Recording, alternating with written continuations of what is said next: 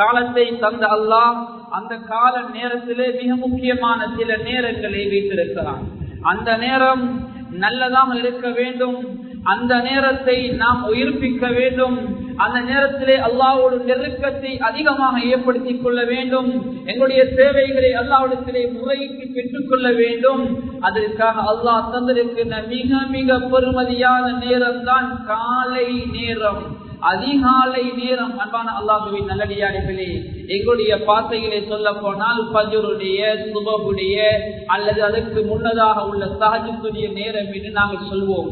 கண்ணியமான அல்லாஹ்வின் நல்லடியார்களே, இந்த நேரம் மிக மிக பெருமதியான நேரம். எங்களை வணக்கத்திலே ஈடுபடுத்தக்கூடிய நேரம், எங்களுடைய தேவைகளை அல்லாஹ்விடத்திலே முறையிட்டு பெற்றுக் கொள்ளக்கூடிய நேரம், எங்களுடைய நோய் நம்பர்களுக்கு ஷிஃபாவை தேடக்கூடிய நேரம், எங்களுடைய பிள்ளைகளுடைய பிரச்சனைகள் எல்லாம் அல்லாஹ்விடத்திலே முறையிடக்கூடிய நேரம். எமது வாழ்நாளை தப்பு தவறுகள் நடந்தால் அதற்கு ஒரு இஸ்திக்ஃபாரை பெற்றுக் கொள்ளக்கூடிய நேரம். எமது ஊருக்கு அல்லாஹ்வுடைய சாபம் இருக்கிறதா, அல்லாஹ்வுடைய உதவி தேவைப்படுகிறதா, ஊர் மக்கள் எல்லோரும் அல்லாஹ்விடத்திலே தொடர்பை ஏற்படுத்தக்கூடிய நேரம் தான் அந்த அதிகாலை நேரம், தஹஜ்ஜுடைய நேரம், சுபஹுடைய நேரம். கண்ணியமானவர்களே, இந்த நேரம் அல்லாஹ்வின் தூதர் ஸல்லல்லாஹு அலைஹி வஸல்லம் அவர் ஏராளமான நலவுகளை சொல்லியிருக்கிறார்கள்.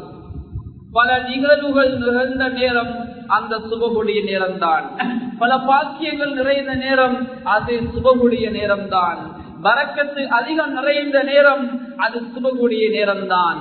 ஸல்லல்லாஹு அலைஹி வஸல்லம் அவர்கள் துஆ செய்தார், அல்லாஹும்ம பாரிக் லி உம்மத்தி ஃபீ குபூரிஹா.